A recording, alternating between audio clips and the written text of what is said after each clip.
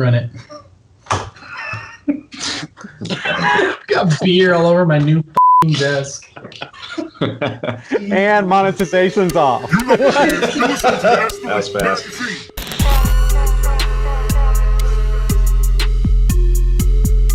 All right, guys, we're back again. It's the second podcast of this week. Today we are here with Tim Neely, automotive all-around entrepreneur, Tim's Enthusiast Garage on YouTube, car collector, also a writer for S3 on the regular, just an all-around cool guy. And then, of course, you got the rest of the team here, Wooly, Mike, Jesse, me. I'm Hunter. Hi, welcome. Today we're talking about manual transmissions again, because that's just what we like to gripe about. Wooly, yeah. Here. Okay, so you know, I complain a lot about the death of the manual transmission. Let me try and get my thoughts together. I think that there is an undeniable sexiness and edginess that comes with a manual transmission. I think it's like a deliberate display of control and confidence, right? Aside from the fact that it connects you with the car, it's like the ultimate manliness thing, or else the sexiest of sexiness girls. You know, it's the James Dean, the Steve McQueen, the James Bond, the Angelina Jolie from Gone in 60 Seconds. It's like the reason why they shifted 100 times at the opening scene of Fast and Furious, because that's what it's about. It's about wrangling the machine. It's, it's just masculine. It's cool.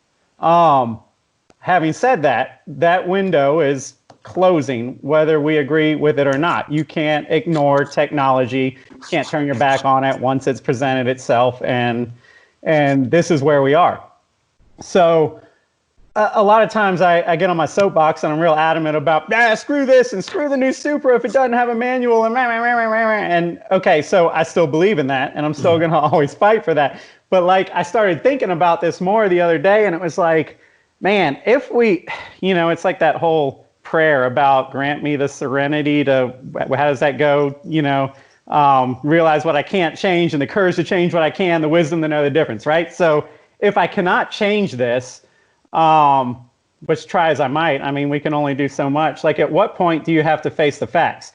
And then at what point, and this is where I'm kind of going with it, is do you have to realize that in the next 5 years, you may be buying your last new manual transmission car? That could be a reality. So then it kind of changes the strategy, right? Maybe, and I'm just thinking for myself here, selfishly, maybe do we start getting our mind around the fact of take advantage of some of these 8, 9, 10-year loans that you would normally go, you're crazy, don't do that, that's a bad idea. Well, maybe it's not if it allows you to buy the last C7 manual transmission vet, because you can't buy the C8 manual transmission. Or maybe, the Type R is a stretch for you, but if you can stretch and buy a collector's car, one of the last modern but raw kind of manual transmission little hot hatches, is that a smart move? Financing is kind of low right now. Normally I would never tell a friend, go get a 10-year loan. But, if in fact we are staring down the barrel of less and less and less manual transmission cars, and that's kind of becoming obsolete, at what point do we react and make a move? So the thing that's going to motivate you to make that move is if we get to a point where there's no manual transmissions.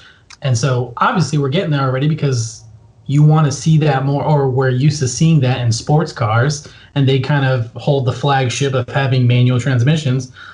But look at what we're seeing. We're seeing all the quote unquote sports cars lose that manual, throw in some, weird automatic in there.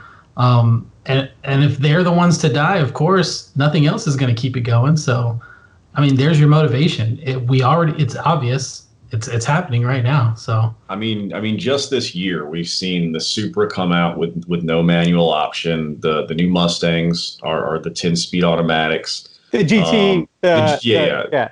Not the Yeah, regular not all, TT, but like the not TT all of them. 500. Right. And then also the Corvettes. And I mean, that is American muscle, manual transmission biased as it gets. So if they're turning that page and going that way too, then I think we can safely say, like it or not, that's the future that we're going to be dealing with. So I think you're onto something there. I think that if you're somebody who's really passionate about rowing your own gears and you enjoy that in your life, your day-to-day commute, or even just in a weekend car like I have, then yeah, it's a good time to invest in it now because, like you were saying, the prices are still kind of outrageous, but the payment plans are a little bit more user friendly right now. Sadly, because of the coronavirus, it might be a really good time to start taking advantage of stuff like this and kind of looking for the long haul. At the same time, I see both sides of the coin. I'm pissed about it too. I'm a manual transmission guy myself. But I do see both sides of the coin. You know, I work a good bit in manufacturing with another gig that I do, and my whole thing is basically going in there and finding bottlenecks and finding a way to make it better. And there's a lot of people whenever I go in there who are really passionate about the way that they currently do their job. We'll say material cuttings. I do a lot of that. You go in there and they're really, really passionate about it. And I love doing it this way. This is how we do it. Guess what, dude? It's too slow. And honestly, a machine is, a lot less expensive than one of you guys running this whole thing by a computer. I hate to say that, but it's true. And that's what progress looks like. It all eventually has to happen. And I think that sadly, this is what we're kind of looking at right now when it comes to cars in general, because before it was like the manual transmissions, they shift too slow. You can't launch them. And there were all these bad cracks against them. Well, all that's changed now. They shift way faster than any of us could ever think about possibly shifting. You could launch them now. You've got so many more gears that mess around with, gas mileage and spooling of turbos and stuff like that. It's just better than we could ever be. And that's why it's going to probably win in the end. Tim, what you think? Yeah, so I've, as you guys have been talking, I've been thinking about this a little bit. And I do think, Audi just announced that the next generation RS3 that comes out is going to have a manual option. And I do think you're seeing, Porsche just introduced it in the 911. And I think there are cars sort of that have the legacy transmission, so to speak. But the one thing, as I'm hearing you talk, what I'm thinking about, because certainly I think the opportunity to have the last great manual transmission car and stretch for that, certainly there's something to be said for that. But all these new cars, really in the last even 8 years or so, really since even longer than that, like 05, 06, they all have like anti-stall. So like when you put it in first and you start to go, if you don't give it enough throttle, it'll give you enough throttle so you don't stall the car. You've got, auto blip now you've got no lift shift. You have all these sort of things that have made it so that the manual can sort of compete with the auto, which is hilarious. But all those sort of additions and niceties. And the last couple new cars that I bought that were manual, like a Golf R, it definitely feels more remote than the best manual transmission. And so I think there might be an argument to be made here, because I kind of came into this thinking like, there are some new manuals coming out. It is, the last chance, particularly with some of the muscle cars, to get a manual transmission and a giant engine, giant horsepower numbers, and really enjoy that. But it also might be the opportunity to say, well, what's the best, what are the best cars that ever had manual transmissions, or what's the best manual shift? And cars that come to mind, that are fairly affordable realistically. And I hesitate to even say one out loud because I don't have one yet and I want to get one. But one is the S2000. The S2000 has the best gear shift almost of any. I mean, you almost don't need a short shift kit. It's, the throws are tiny. It's super positive. There's such a mechanical connection to it that every time I've driven one of those, and I don't currently have one, but I'm like, this is like the best manual transmission out there. The second one, and the one that's been on my radar for a little bit here, is the Ferrari F430 is the last real, big boy kind of Ferrari you can buy. You can get a 599 GTB one, but that's like I don't know, it's too much of it's a boaty car, it's a bigger car. F430 is like a weapon. It's tiny, it's small, and it has a great shifter. And those are so cheap now. Now that new car prices are crazy. I mean, you mentioned earlier, do I buy? I can't remember what we were talking about it, but it was like $80,000 price point. Oh, was it the CT5V? Yeah. I mean, it's like, yeah, these cars. It's a great car, but reality is by the time you option, it's $85,000. Well, you can find F430s for like $100. Yeah. So, and you can get on classic cars, you can get like 10 and sometimes even 15-year loans.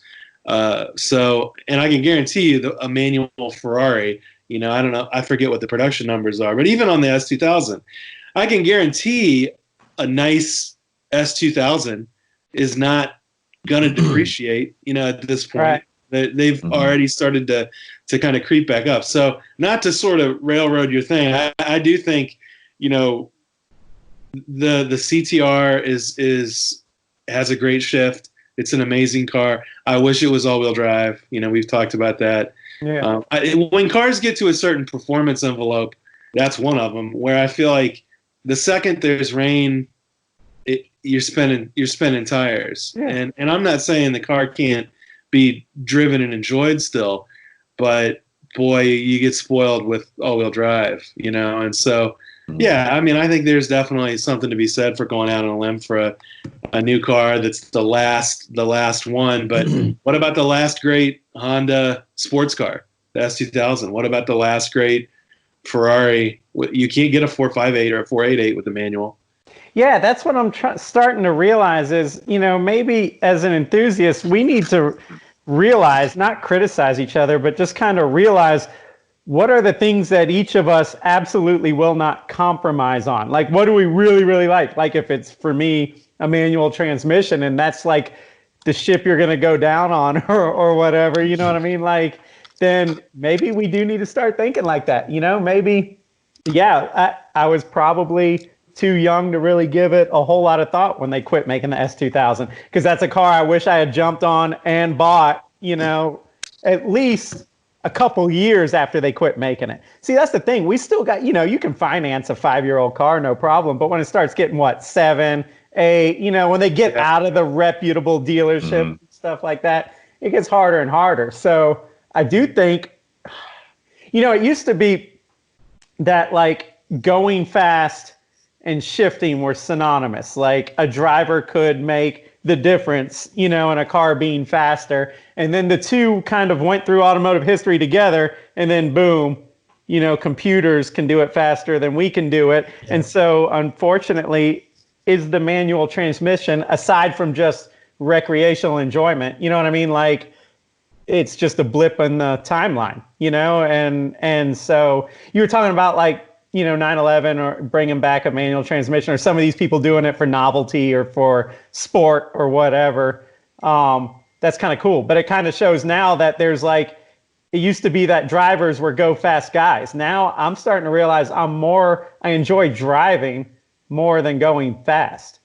You know what I mean? I would rather have that new 911 with the manual gearbox, even though it's not as fast. It just would be. For me, when cars get to a certain level of performance, so this is going to be, this is kind of funny. Like the C8 or the potential C8 Z06 or C8R or whatever they end up calling it.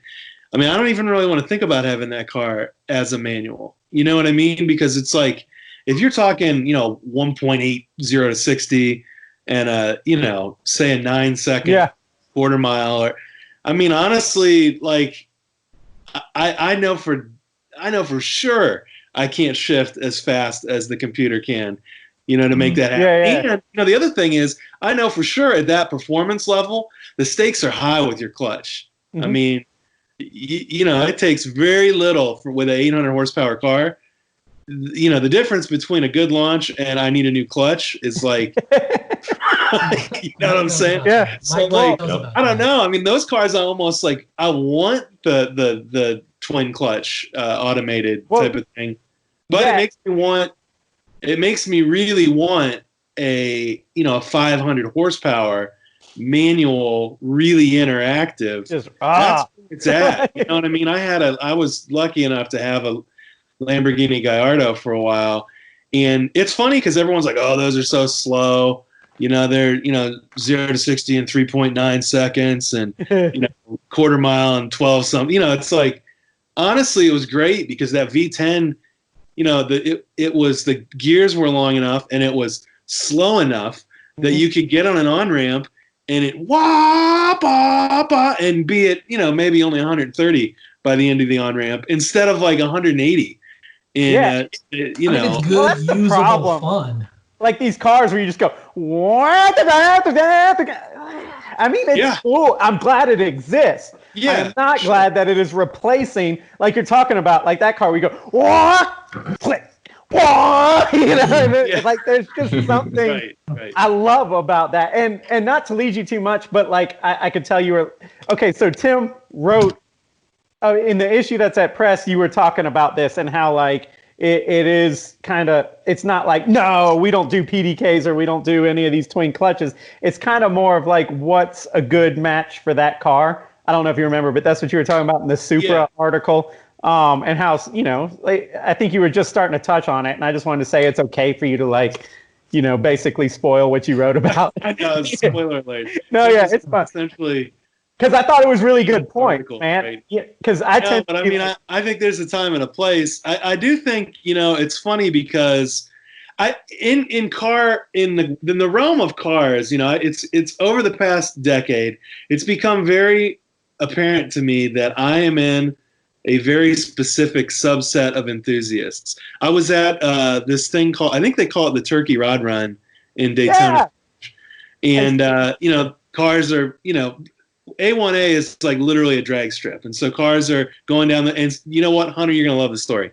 So there are two cars lined up, and the one car was like American muscle. I don't even know what, like some Mopar thing from the 60s. I don't remember what it was, but it was the kind of car that was like, rah, rah, rah, rah, and that was like the idol, Does this car and the car have that the pulled up next to it was the Evo 8.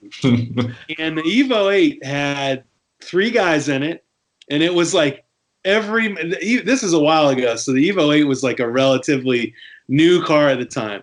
But they get staged next to each other at the light, and there's 100 people on this side of the street, and they're all like, yeah, do it, there's no cops, run each other. And so the Evo 8, about 4,000 RPMs, and he's going to launch the car, and it's going to be awesome. Like, this is fantastic. And the American Muscle, whatever, same thing. Holds it on the stall, 3,000, whatever. Light goes. The American car, biggest burnout of all time. I mean, the whole intersection is a cloud. The Evo is like in the next area code. Like it's OR1. I mean, it literally busted. It's like, bah, bah, bah, bah, 100, and I'm like, oh, that Evo, that was so sick. And all the guys on the street corners are like, that's American Muscle right there. And I'm like, what? Dude, you just wasted that guy. No, man, that American car, it could have taken it. And I'm like, oh, I clearly, these guys are loving what just happened, and they think that this is like this burnout or whatever, which I see as a loss, is like the coolest thing that's ever happened. So, I do think that there's a, I don't think I speak for everyone when I say, here's what it is, because if I get an S2000 at this point, I leave it pretty much stock. You know what I mean? And maybe I put an exhaust on and I do an airbox or something, maybe coilovers, but I don't throw a turbo on it because it doesn't have 500 horsepower. I probably, I get an AP1 because I like to hear 9,000 RPMs, and, I bounce it off the rev limiter and smile, but I'm not saying that that's the only way. I think if you turbo it and it's, whatever, there's a video going on right now around super viral of that dude that just built the sequential shift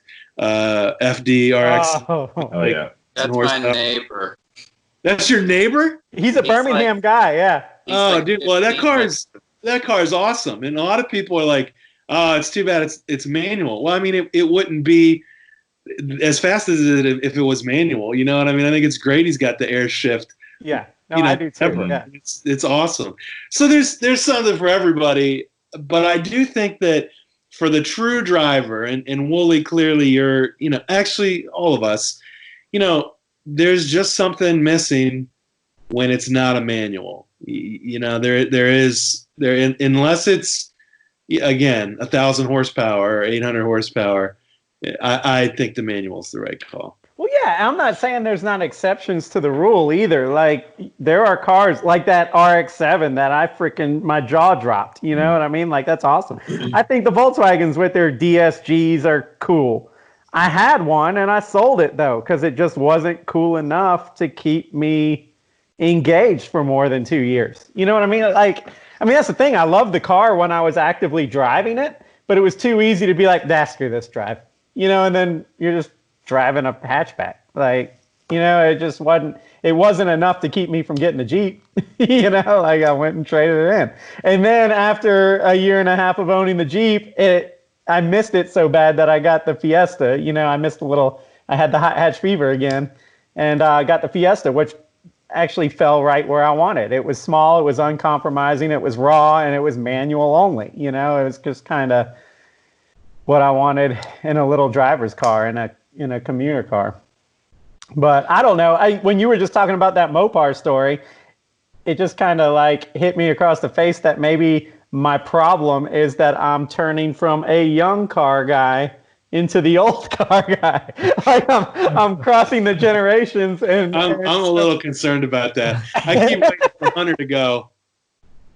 Yeah. I was about to say, so Hunter, do you hate all the bitch stick stuff as much as I do, or are you cool with it? Okay, so I want to take it back to when, Tim, you were talking about the whole, you wouldn't want the C8 with the manual transmission because of, the 1 point whatever, 0 to 60 or whatever, all the specs that the C8 has. Well, to me, if I was actually interested in purchasing this car, my thought process would be, okay, but how often or when would I actually care to put those specs to work? When would I need this quarter mile, or when would I want this 0 to 60? To me, the thrill comes from, ripping through the canyons, rowing gears, just going back and forth. I mean, like my Focus ST, I just put a big turbo on it. I could put an aux fuel kit on it and make another 100 horsepower, but I didn't because the car doesn't need it. And for my canyon runs and autocrosses and simple track days, just pump gas, my manual transmission, and I'm good to go. I'm just as thrilled as I would be if I was in a 1,200 horsepower FD with an air shifter. That FD, like I said, the dude lives 15 minutes from me. I've seen that car more in person than I can count. I've had that car fly by me leaving in Cars and Coffee, and that's pretty much all it's good for. Is it just, it just pop, pop, pop, pop to the next red light, and then he sits and it spits flames for the next 5 minutes, and then pop, pop, pop, pop to the next red light, and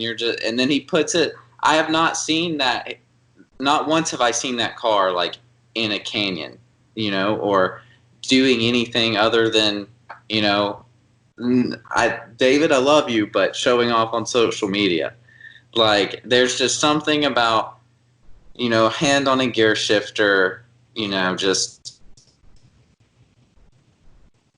breaking up. Glitching. Come on. Here he's back. God. We lost you at. There's something about a hand on something. The C8 thing launched it. I think when I talk about the C8 and 1.8, I'm talking about the C8 they're talking about bringing out, the Z06 or the R, or whatever they call it. That, I think there's no room for a manual for someone like me. The current one, I think they probably should have had a manual option, because it's not stupid crazy performance. And I do think that it's, especially Corvette owners, I bet they would really like a manual option. I know that car would have been more attractive to me with a 6 or a 7-speed manual than it is. I mean, not that. I mean, are they going to make? They're not going to make any more 2020s. I mean, this whole year is kind of shot. So Yeah. But for whatever they do in the future, yeah, I would think there's room for a base C8 or a C8 Grand Sport or whatever normally aspirated to have a manual. Hopefully that's coming down the road. But yeah. Go ahead. No.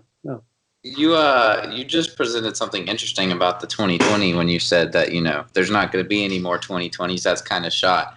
Later on, do you think that the limited production 2020s that we have this year are going to be more valuable than yes, 30 years? For sure. Cars that launched this year, like the 2020, like that car, one's on Bring a Trailer right now. It's already up to like 10 grand over sticker. I'm sure it's going to go for 30 or 40 grand over sticker. Because whatever I think they only made a couple thousand of them, which for Corvette is like ultra rare. They pump those out before lunch. So, yeah, for sure. I think, and I'm trying to think, did the 4-cylinder, do they have deliverable 4-cylinder Supras yet? Oh, I don't. Not yet. I don't think if they made some of those, that would be a super rare, to have a 2020 4-cylinder Supra. So that's another one. Why does that not have a manual transmission? Yeah. What does it have? It's got that automatic. So all right. So to be clear, this is not a twin clutch in the Supra. This is a torque. No, in fact, let me Google it because I don't think VF there's or even whatever they call it. Yeah. I got it right here. Yeah. Look at this. This guy's. Do you have like multiple screens? Yes. He does. Oh, I'd pay so much money for you to be like, Mom, don't bother me when I'm on the internet. The 2020 Supra is just a basic 8-speed automatic transmission. Yeah. Torque converter transmission. It's a disgrace. That's just I don't know why. What the only excuse? Yeah, the only that's the first era. That's the first era. That they just and I kind of blame us not having enough true car guys buying brand new cars is what the real problem is, because it really does take a true car guy to go out and spend that kind of money on a vehicle where it's probably going to be your only vehicle and have the balls to say, I want it to be a manual transmission. Not everybody's going to do that. A lot of people just want to have their simple, boring commute to and from work. Like I see so many people, especially now that I've got a Mustang. I used to think that all the Mustangs were manuals because all the ones I saw at shows were, except for drag cars. But then you get out there and you're like, oh my God, all these guys who are salesmen or technicians or whatever and have decent jobs and bought these new S550 Mustangs, they're all freaking automatics. Yeah. And that's the problem, is there's not enough people like us out there buying manuals. Yeah. So yeah, I blew my transmission up and they were all like, how? That transmission's indestructible. And I was like, what are you talking about? The thing's made of like bread, because I broke it really fast. And it turns out they all have 10-speed autos. Yeah. Speaking of Ford muscle cars, one of the most associated brands with the Ford Mustang has to be Celine, right? Yeah. And I just want to acknowledge that Celine, it's the first time since the S7, Celine has released a new Celine-only car that is only offered currently in a 6-speed manual transmission, being the S1, the Celine S1. That released about a year ago, 2.2-liter turbocharged 4-cylinder, 6-speed manual transmission. Next year they're offering it. It has to be ordered as an option. Come on, man. But currently, if you just went and bought, am I doing it again? Mom, That Alabama internet bother me connection when I'm drives on me the nuts. internet. I give up, man. I wanted to hear what your point was. I don't even remember where I was. So I you guess my have to point order was, it. You can't. The default is an automatic. the default is a 6-speed manual transmission. You have to order it in an automatic. Oh, that's cool. Props to Celine. Steve Celine. Like that guy. I wonder how long that's gonna last. How do you think it happened, Tim? You got a couple years on me, so like, where did we go so wrong? Like the early '90s, everybody wanted bright colored cars with T-tops that you shifted, and in Florida, where you put pink windshield wipers on it. Early 2000s, people were pissed when they started taking away manuals. So much so that BMW brought out a new M5, which they'd always been manual only, and they launched the car and got like no orders because it was SMG 7-speed only. So they literally, for the North American market, brought out a manual transmission of that car.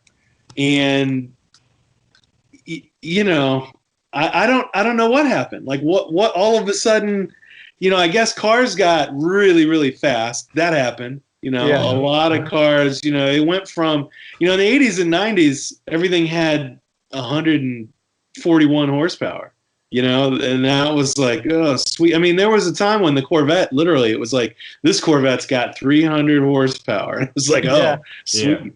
Yeah. You know, I mean, that's like literally, I just did, last year, I did a review on the Porsche 993. The 993, which a lot of people consider to be one of the best 911s, didn't have 300 horsepower. It was like 296 or something. So, yeah, it sucked as an automatic. Like, you drive one of those as an automatic, and it's like, this is literally one of the worst cars I've ever driven. Like, it's totally ruined by the automatic. And I think, you know, unfortunately, you had a little bit in the early 2000s, this sort of horsepower war. And then the Mopar stuff, you know, really came out, and then the Hellcat came out, and then, you know, now all of a sudden there are many cars with over 500 horsepower that aren't even considered like really supercars. There's, you know, there's crazy. There's sedans. Yeah, there's, you know, crazy fast cars. So I guess, you know, transmission technology, people being lazy. The cars being, I don't know. It's people a sad situation. I think cars used to be like an escape. They didn't have all the tech that kept you connected, right? Like they didn't have all the phones and the Bluetooth and all that. So I think a lot of times when you were driving to or from work, that was like your escape. That's how you woke up in the morning. Right. And then that's how you just broke away after work. You know what I mean? Like you just got away from it all. And so you became a driver, you know? And that's probably how a lot of those manual shift and cars like the 5 Series with the manuals and stuff like that did so well back then. But I guess now you're just trying to get in the car so I can call Tim back or something. You know what I mean? Like now the second people get in the car, they're on the phone and they're not engaged with the car. Tim, to expound a little bit more on what you were talking about, I think you made a good point. Me and Wooly talked about this a lot when we had that Type R last year. It's so much more fun to drive a slower car to the limits with a manual transmission and really roll your own gears and take turns hard and take the, you know, just really, really drive it the way you're supposed to than it is to drive a fast car, you know, slowly or God forbid on the rails. Cause that's the problem. Like the Type R, you can go balls to the wall on that thing with the manual transmission. And it's such a good car and it makes like right there on the verge of it, but really not enough power to get yourself in a whole ton of trouble. But yeah, man, you talk about taking these 500, 600, 700 horsepower cars and like the average driver with a manual transmission and that weapon in their hands, like that's how you end up with Mustangs in crowds all the time. So that's how all this video happens because it's too much car.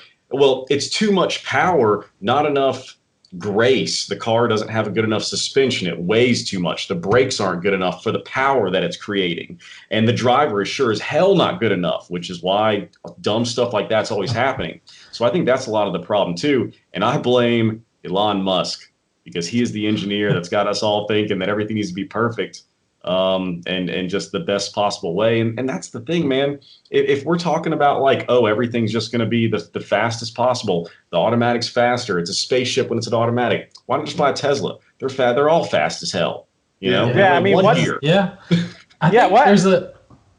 Well, I was going to say, what's Porsche's argument to that, or any of these guys? I mean, they're sitting down there with their twin clutch, this and that. The fact of the matter is, you can take a Cybertruck with 5 people in it and blow the doors off of most of these internal combustion DSG, PDKs, whatever you want to call them. So if, quote, performance is the main and only factor, let's buy Teslas. Yeah, get rid of the gas motor. It's antiquated. I kind of agree with you. I mean, if that really is the problem is for me, I think I might be the wrong person for that market because I've driven all of the fast Teslas, and it's really fun. It's sort of like watch this, and everyone's eyeballs go back, in the back of their head. Right. It's fun to do that like once or twice, but like that's the only thing that it does. The way that those cars get halfway decent traffic numbers. I don't know if you've watched. Chris Harris has a great review on either the M3 or the M4 versus the new Model 3 Performance, and through computer magic, that Model 3 Performance is quicker on the track, but it looks terrible. It's all out of sorts, and you can I mean it's hopping and skipping, and the M3, I think it's an M3. You can see it's like super planted, and it's you can see he's having a good time with it. I mean, don't we want to have a good time? Isn't having a good time more important than a 1:31.3 or whatever the lap time is? Go ahead, Jesse. I think there's a balance in there that we need to look at, because if you look at sports cars now, they're just chasing this number on the back end. And I think it's kind of our fault as consumers. When we look at what's getting put out there, we're looking at those numbers. So when you see cars that come with a manual transmission that 5-6 years ago that didn't reach those numbers, like the FRS or the BRZ, we're comparing it to those other cars that have those higher numbers. So us as consumers don't take those seriously. On the other hand, when you see that ceiling hit, a lot of, I'm assuming, manufacturers look at that and say, this is a performance, like the point that you made, Neely. This is the performance where we need computers to kind of take over. And at that point, if you're looking for a sports car, you're going to be looking at the numbers, and the higher numbers are going to equal, your automatic transmission. And then if you do lower it down to the numbers to where it's manageable in your manual transmission, at that point, it's not considered a sports car. It's considered, some mom's sedan out there. So I think there's a fine balance that we need to kind of like find as an automotive market. I agree with you. There needs to be, it's okay to not have the fastest car out there, but that's not what we're about. We need that balance to be able to enjoy usable power instead of just trying to reach this high number from across the board. Well, that's what I think. I guess I didn't quite get there when I was talking about how like drivers and performance always went hand in hand. And I think now we almost need to realize that like they're becoming two separate things. Like you can be, you don't have to try and buy the fastest car that you can afford now to be like a car enthusiast or a driver. You know what I mean? Like, I feel like there's almost going to be like this renaissance for the lower power. When I say lower power, I'm still saying like 300 or less, horsepower, where it's kind of, and more of an analog car. Cars like the Miata or the FRS BRZ, they got the new generation coming out. And if somebody else like a Nissan could come in there and play in that range, pretty soon you'd start to have a little subculture of cars that are not overly powered and they're not trying to be, they're not, what I mean? Like, that's okay. I think one of the things to be said is I have a rule that is when you get into a car that weighs a little bit less than 3,000 pounds and has a little bit more than 300 horsepower. So that's like 10 pounds for 1 horsepower. Of that range about that's when a car starts to feel like, ooh, this is good. This is in the realm of like reason. If you can, cars that have dynamic power delivery, and by that I mean either really, really high revving engines like a horsepower car like an S2000, or a car that is an old school turbo car like the Audi TT RS, which has it has more of a turbo bump in it, like where it doesn't make a ton of power down low, but then at 3,500, all of a sudden it really shoves you into your seat. that kind of dynamic power delivery and around 300, 350 horsepower and 2,900 pounds combined with really good tractability. In other words, the car has a limited slip and it has the appropriate amount of tires. In other words, it's not wearing like 295s or 315s on the back. It needs to have like a 245 or a 255 on the back and maybe a 215 on the front. All of a sudden, you've introduced a car that's like the threshold is way higher than a Miata because you got more grip, you got more power, you got more ability to sort of aim it. And that magic formula you can now produce really, really, really cheaply because there's a ton of direct injected, whether it's Ford or Alfa Romeo or anybody, everybody's got like a 2 liter or a 2.3 liter or a 1.8 liter that makes around 300-ish horsepower. They're crossover motor now. Reliably. Yeah. And it's like, just give us that car in a bunch of different form factors. Instead, what we get is like, okay, well, let's give the drivers a driver's car. They give us the FRS, which has like 160 horsepower and still weighs close to 3,000 pounds. Yeah. You're so far away from my like sweet spot that it's like the car feels broken when you get in it. You're like, oh, it's missing. It's only running on 2 cylinders or something's not right. Yeah. I totally agree. And to your slow car fast is always more fun. I can't tell you how many times I've seen people buy ridiculously fast cars and either crash them, like Mike said, or just don't enjoy them, or they're afraid of them. Because when you watch someone drive, I don't know if I sold cars for a while, so I would take people out on test drives. And I mean, I would get cars sideways on test drives. And I mean, people, it was like they'd never experienced this before. And I'm like, wait, you want a 500 horsepower car and you're not ready to do one of these? And that's what they're not. They buy a Mustang, even like a GT350, which is tons of performance. And they want to like get it sideways and then correct it like this. And no, you just killed a 9-year-old. You're controlling you have to control the car. So maybe it's like it's driver education, maybe it's education but I do think it comes down to, Hunter, Wooly, Jesse, Mike, I do think, for people like us who are in the automotive, realm of influence, I guess, would you say, when when we talk to manufacturers and we talk to enthusiasts, we need to be singing this song because I think that it is the type of thing where they're not getting the information. I think that they really they're hearing that all the Instagram supercar guys saw the new McLaren and everything has to have 900 horsepower now and be carbon fiber. It doesn't. It doesn't. Right. Yeah, I mean, don't get me wrong. I love the fact that the horsepower wars are on. It's made especially new muscle cars a hell of a lot more exciting. But this is kind of the downside of it. Is it's making the cars too much for the normal driver, so they just wuss out and go get the automatic. Well, Tim, do you think that the enthusiasts, even if we all grab our little pitchforks and start yelling that we want manuals, do you think it's too far gone? And when I say too far gone, I just mean, you know what I mean? Like, you've got to compete in your segment. So, you know what I mean? You can't throw a manual transmission in a car that's it's an interesting time because the car, manufacturers, we have come into a very vanilla. I don't know if there's a meme where it's like every crossover SUV in that like mid segment and they're all white. And they're all like 1, 2, 3, 4, 5, 6, 7, 8, 9. And they all look like pretty much the same. And the spec is all pretty much the same. And the payment is all it's vanilla.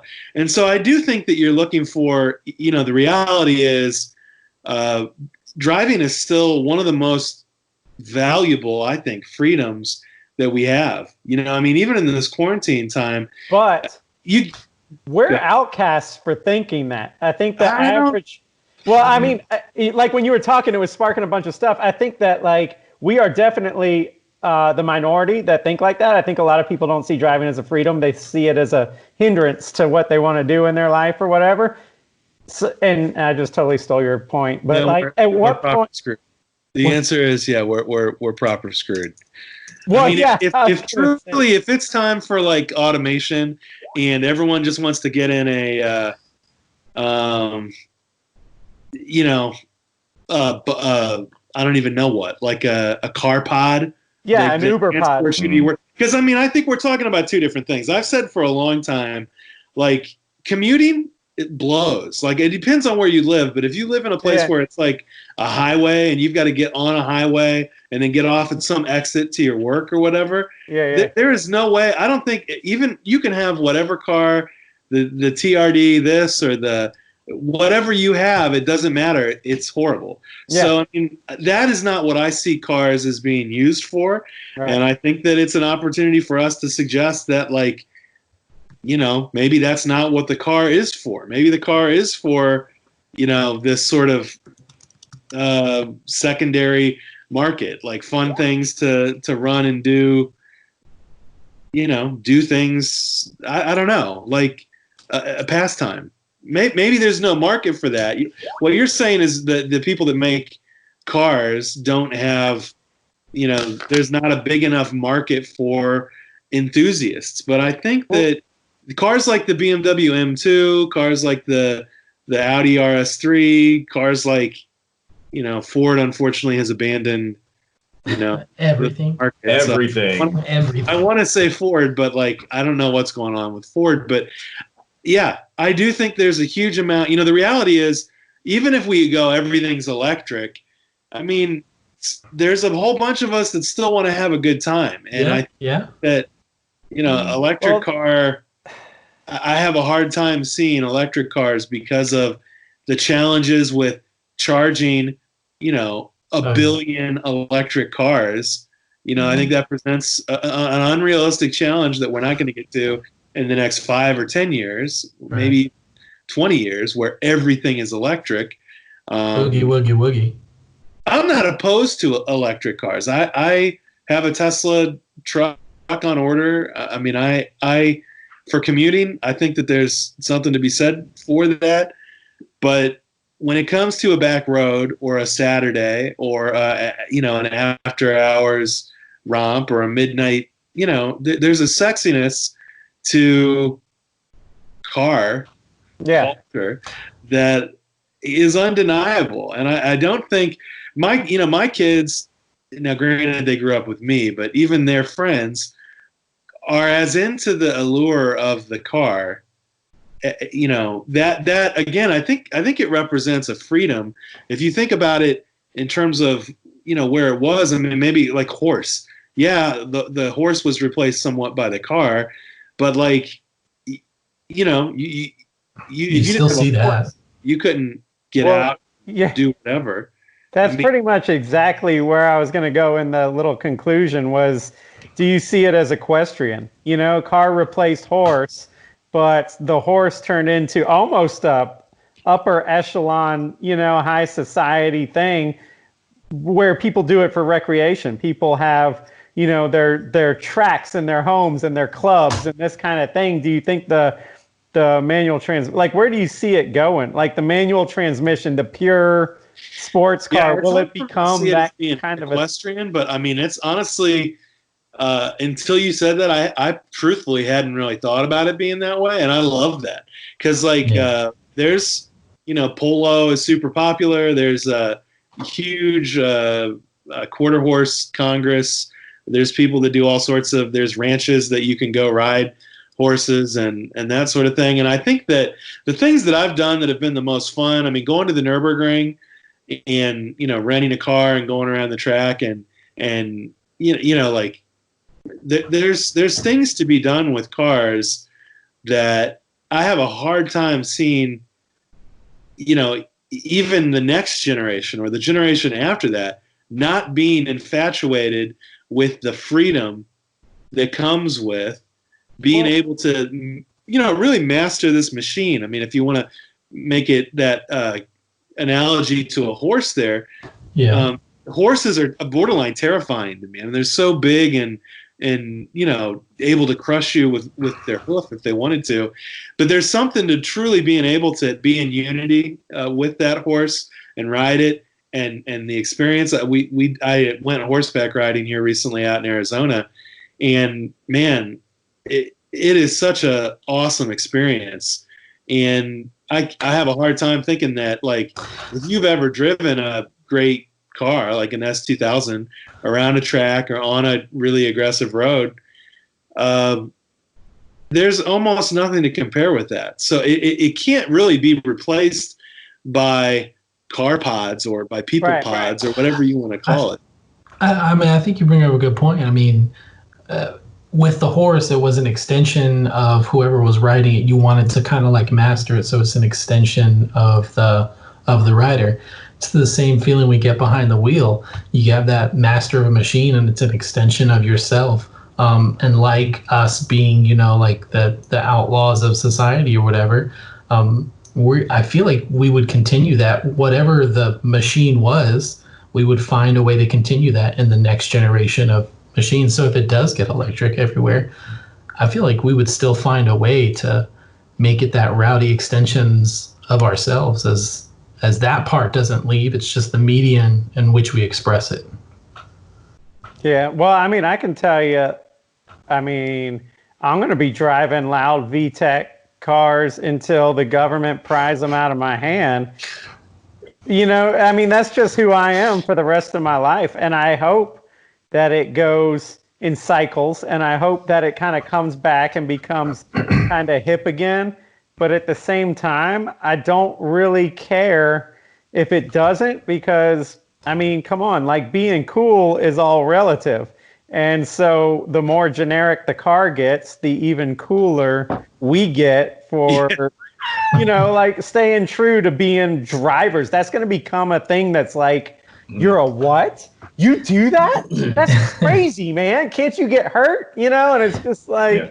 So there's one part about electric cars that kind of get to me is, we've grown to involve all of our senses within the car. So we want to feel what we're going over. So we want, that stiff suspension. We want to feel the road. We want to smell that E85. We want to hear, the exhaust get to a certain note, and that's what's going to tell you to shift or whatever. I feel like once you take out that sound, you're losing this part of the experience that you just can't really get anywhere else. So I feel like we're taking a step back by not giving that to the driver, and we're going to miss that. We're going to want that. That's a sense that we've grown so accustomed to. Well, I'm going to have that. I think, it's one of those things. There's this, we can already synthesize fuels. So, like, you can make grain alcohol fuels and put additives in it and run your car, just fine, with that. So I think we've kind of taken it to we've taken it from, would you buy the last automotive or the last manual transmission car, to like straight up automotive apocalypse is kind of what we're talking about now. I think it's kind of like that, almost makes it more sexy for me. There's a song by Rush called Red Barchetta, where this kid, I don't know if you are familiar with the song, but it's a young kid, and his uncle takes him to this barn and shows him this thing, this red Ferrari from the 50s. And there are no cars. It's illegal to own a car. You can't take a car out on the road. And they have these giants, they call it a alloy air car, which is like an electric car, that are like the police, and they crack down and you can't have a car. But his uncle takes him out in this car, and he talks about the smell of the leather and the metal and the oil and the hot, and it's like, I get goosebumps thinking about it, because, like, okay, make it illegal. Make what we're talking about, like, contraband. I like it even more. Like, now all of a sudden it's like, the Lotus isn't going anywhere. It's like, yeah. That's Need for Speed Underground. And that's pretty much, I don't know if you guys have any other points, but yeah, like, that's kind of the battle that I'm always in, is I go in this circle where I'm like, why don't all of you people see this the way that I see it? You should like cars like how can you be so boring? Wait a second. there has to be boring. In order for awesome to be awesome, there has to be the other end of the spectrum. And so I'm always I go in this back and forth between getting angry that not everybody likes what I like to getting like thrilled that not everybody likes what I like. And Wooly, just so you can step back from the ledge a little bit, even if they do get rid of automatic transmissions and all the car manufacturers give up on it, they're not going away, because that's why the automotive aftermarket exists, to give you stuff that the manufacturers won't. So that's what happened. These companies like Tremec and all these these transmission manufacturers, they're not just going to roll over and go, oh, well, they don't need us anymore. They're going to say, hey, all you guys who are actually still cool, come to us. We'll give you an automatic transmission for that car that would have been cool, but it's not right now. True story. I think that would be cool to like see all the aftermarket kind of take over. You know, if you got cars that are all coming automatic, it would be cool to see the aftermarket kind of take over and hey, well, we can swap it into manual. They will. Yeah. There's a dude local to us here, an older dude that Tremec swaps whatever you bring him. He'll put a manual in any car that you bring him, and he's done like old Rolls Royces and Aston Martin Lagondas and like Lincoln Town cars. I mean, he will manual swap that ass. All wheel. Whatever you bring. That's the title. Manual swap. I remember seeing Ken Gushi's, I believe it was Ken Gushi's, his 2020 A90 Supra at SEMA, and it was a big deal because it was a manual transmission swap. Yeah. You know, granted it was a drift car, but it was still a manual transmission swapped A90. So yeah, I hope that we'll see more people start to be interested in doing that. I mean, because quite frankly, like if going back to there's no way I'd be interested in the C8. Granted, I couldn't afford one if I wanted to, but even if I did have the means, it just doesn't interest me because I don't feel like I get that mechanical connection like I do with a manual transmission. Isn't that sad that it's such a fast and sexy car and none of us care about it at all? That should tell you on like where that ceiling is of like, hey, manufacturers, pay attention. This brings this to another conversation that I feel like I want to have with you guys, and I don't know if you want to cut this or whatever, but so Hunter, I would like for you to speak to like on Instagram, like if you have whatever the latest, like an Aventador or a McLaren 720, which should be, if you look at the numbers, an amazing car. And I've driven a 720. It is an amazing car. But like all these 13-year-old kids mob the Cars and Coffee and these Aventador, oh, shoot flames or oh, do whatever. What is up with all the Instagram fanboys just being all over these, like, I feel like cookie cutter exotic it's cars. all drip. Okay. It's all drip. I don't think those 13-year-olds that you're mentioning are going to be the 13-year-olds that turn into real enthusiast, real car guys. I think that the 13-year-olds that are at Cars and Coffees are the 13-year-olds that stand in there, you know, with their dad gawking over, you know, the new Edge Mustang, you know, the Terminator, or put in place any other car. I think that the IG guys are just, it's loud, it's expensive, it's exotic, it's a show off. And I think that's all those kids are interested in. Granted, I'm not taking anything away from those cars. It's not like those cars aren't cool, but just from strictly like a mechanical automotive enthusiast, I don't think that's what those kids are. I think they just want some clout on Instagram. Mm-hmm.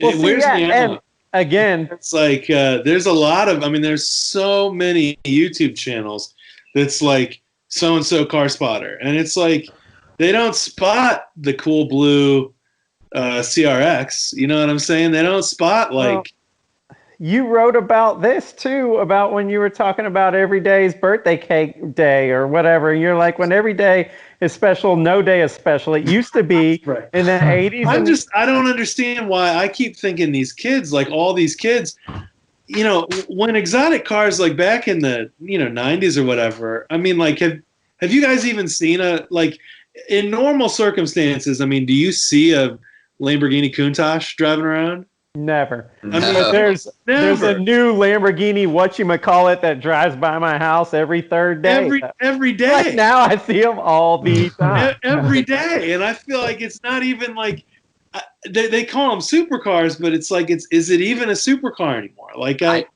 I think the coolest supercar that I've seen in like the past year, 2 years or so, Grid Life South. Me and my buddy were driving up to Road Atlanta late. We left late at night. It's probably 2 a.m. We're coming through downtown Atlanta.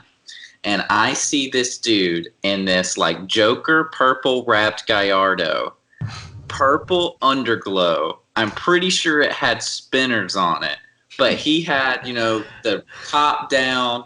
He had his hat sideways, gold chain, and he was just as stoked as could be. It was a manual car. And he was just wop, bop, bop, in and out of AM traffic, underglow. He looked like he was having the time of his life. That's the supercar owner I appreciate. Like, who puts underglow on a Lamborghini? Well, it's I was at Monterey Car Week last year, and it kind of hit me because everybody would go into Carmel in their little McLaren, whatchamacallit, or their whatever the exotic is, and to get noticed, they would all, I don't know about how these cars operate, but they would all hit the little button, the attention button or whatever it is, and they would go, pop, pop, pop. And they would all do it at the same little light so people would look at them, and it just kind of hit me. I was like, I don't even think these cars are cool anymore. Like, it's just like my interest level is just flatlined at that kind of a thing. All those little pop, pop, pop, pop, it's just like, dude, oh my gosh. Meanwhile, those cars are tuned to do that. Like, meanwhile, the both paddles to neutral, wop, wop, wop, they overfuel, flame. All these little kids, turtleneck wearing douchebags all did the same thing at the same time. They just wear their car like a wristwatch, man. And I think it's what you were talking about. Like, it's like the IG kids. Like, they, I think kids now, young guys get to a point where they can afford it, and you buy it because it's what you do, to carry on that image and that lifestyle. And it's so whack. I just don't even know. Like, it's disturbing to me that, like, because when people are like, oh, Tim's a car guy, you're gonna love this guy. I can't tell you how many people I get introduced to that have like 5 of those cars, and they don't know anything about a 240 or a Focus or a Fiesta or a Mustang, and they don't know anything. All they know about is these 12, Yeah. They probably don't know about the pedigree of their own brand of car. They don't. And I don't understand. Like, I don't understand why it's such a popular thing on Instagram. It blows me out. Because this is maybe a bad. Go ahead, Willie. I was gonna say, because Instagram's full of superficial posers. Yeah. There's your magic formula. I just solved it for you. We don't need that. We can. I put a pretty hard edit point back there where I said, I'm not sure if we want to talk about this. We can end this. Let's shoot an ending for the real episode that we shot. In this whole 5-minute period. We don't edit these, by the way. Never. No, man. I love the 720S and the Lamborghini Aventador. Great cars, great people. I mean, if you want to know the answer to that question, look no further than what the Fast and the Furious series has turned into. It started off as very grassroots, all about Hondas and Nissans and Toyotas and actual real tuner cars and actually learning how to drive them. And then it's turned into this whole supercar, ridiculous, unobtainable muscle car thing. And their numbers for ticket sales and just movies bought, rented, watched are absolutely through the roof because the real car guys don't care anymore because it's too ridiculous and makes no sense. And it's a bunch of cars we don't care about, but there's so few of us. We think that we're very loud and we think there's a ton of us, but we make up a very, very small amount of the population. And that's what it comes down to is straight up numbers. That's the reason why they're killing the manual transmission and all this other dumb stuff that we hate is happening because there's just not enough of us for the people making the money to care. Yeah, I think that translates perfectly we got to make to the consumer disciples market. quick. I'm going to actually turn on my my blur background just so people. There we go. There just we so I go. can be slightly more acceptable to Aventador guys. I mean, that's a solid point. You look at Fast and the Furious, you saw ordinary cars doing extraordinary things. And I think that's where most of us grew up on, or that's the love of the scene, is we saw these cars that were attainable, that were drivable, that were useful, and we were able to do that like extraordinary thing with it. But now that gap to where the extraordinary cars start at is just so big that it's like, well, where's it going to go? What can we do with that? What are we going to do with an automatic 7 plus 100 horsepower car? I don't know when Vin Diesel became 009, but I'm not down for it. It's that the whole thing's become ridiculous. Sorry, Hunter, go. I think that the line of attainable has kind of been blurred by all these, social media influencers, YouTubers, or whatever, because now you've got, 16 to, I don't know, pushing it, say 23-year-old dudes, relatively younger dudes, owning, supercars, GT3 RSs, 720S, all these crazy cars that, Tim, like you said, these 13-year-olds are seeing these dudes hold, and it makes it feel more attainable, right? So like by nature, because we didn't have all that when we were growing up, I know that there's a big age difference between, the majority of us, but like we had a sense of realism of what is realistically attainable and, the space that we are in versus what's way out of the ballpark, like your Ferraris and your Lamborghinis.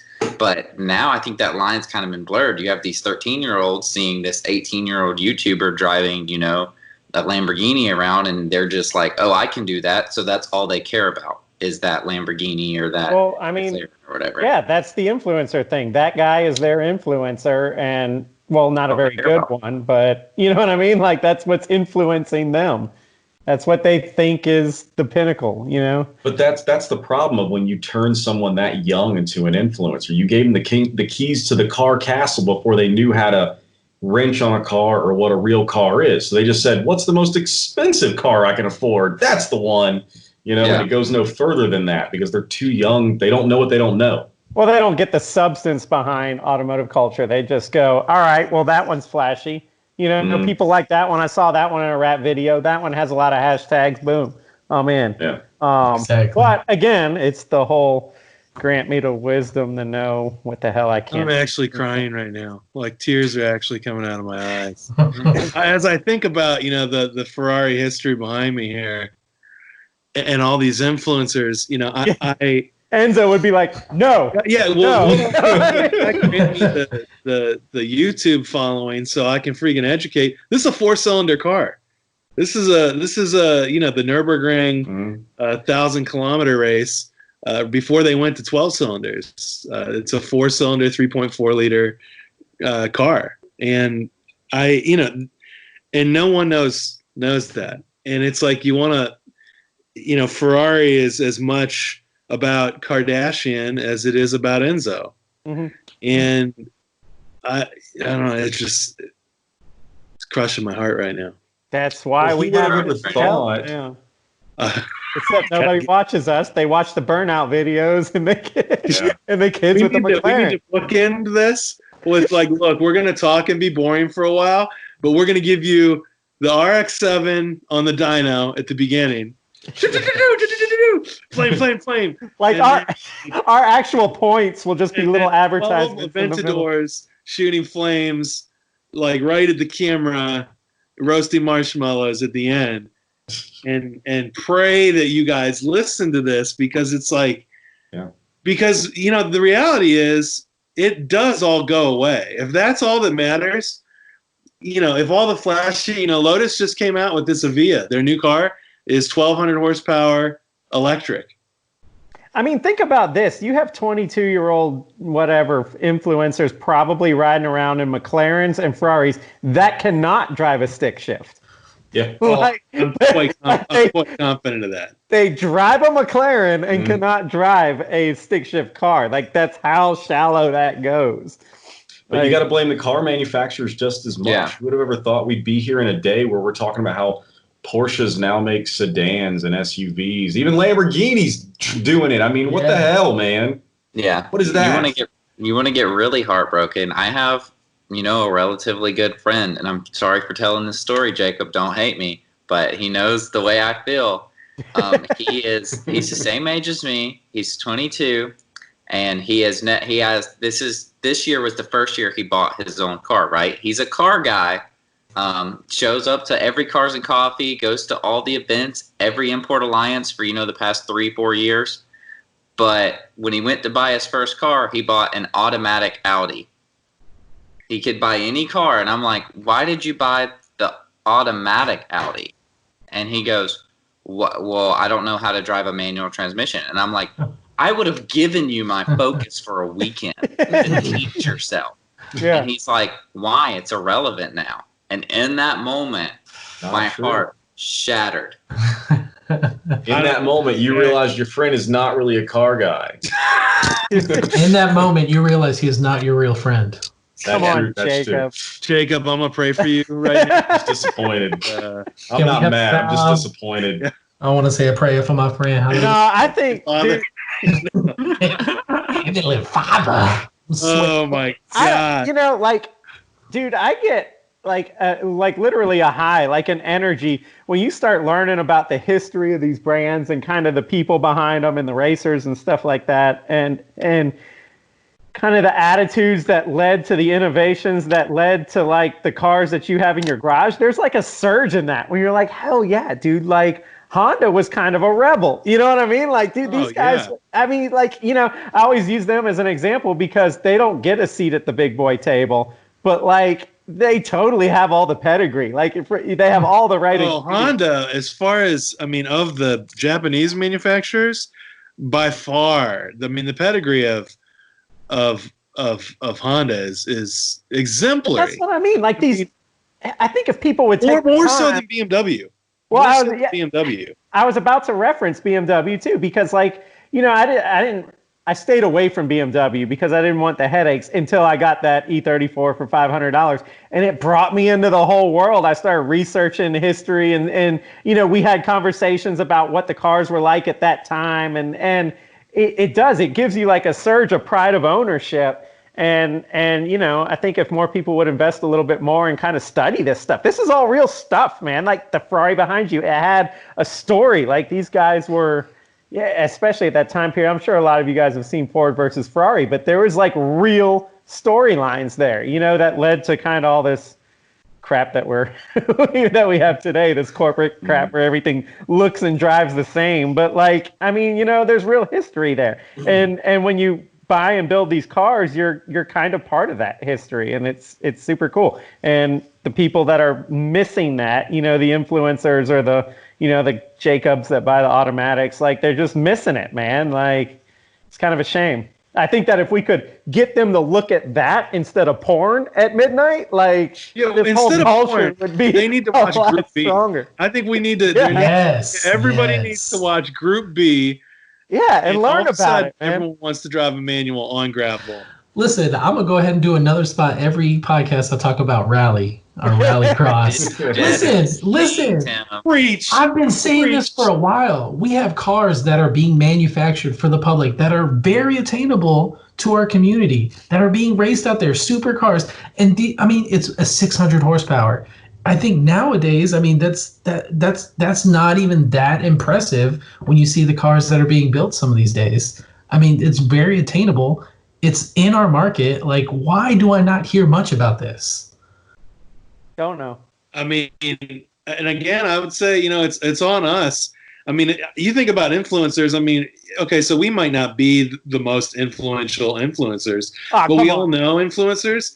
And it's our job to, I had a conversation recently with an influencer who I may not talk to again because I was kind of flippant with him. But the reality is, like, if you're a car influencer and you don't know what Group B is, when I said Group B, Jesse came out of his chair. You know what I'm saying? Like, I don't. You should not know names of porn actresses, but not know, what a Lancia Delta S4 is or what a Audi Quattro is. Well, I mean, and part of that, I think part of the problem there, and I guess this is a separate podcast that we should probably do because me and Mike had talked about it. About rallycross. That's a great idea. No, not about rally, Great but idea. about freaking current media, dude. And current media is built to feed an algorithm. That's it. And burnouts and McLaren shooting flames feed that algorithm pretty well. Drifting does. But a history about Group B is not going to be the mega clicked on thing. You know what I mean? So that's the problem. We've got a big failure point in our media right now. And I'm not saying S3 is above it or anything like that. I'm just saying there's a big failure in that there's no real media. This is all just glitz and glam crap, and nobody's really learning or making the connection.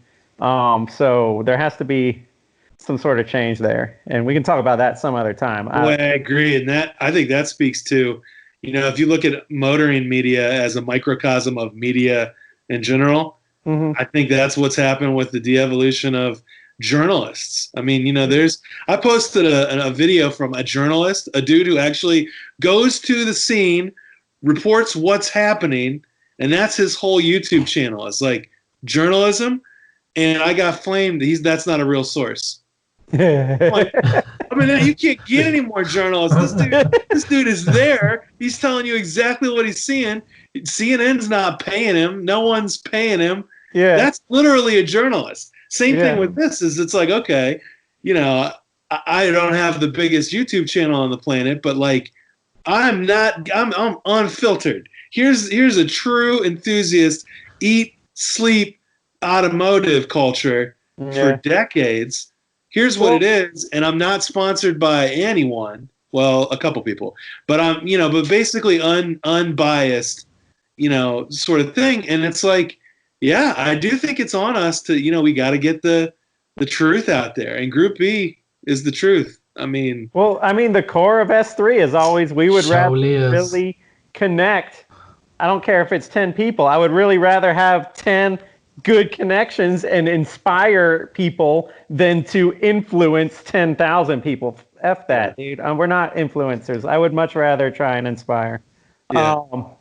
But anyway, I guess unless anybody else has anything to say about the doom of manual transmissions, I do.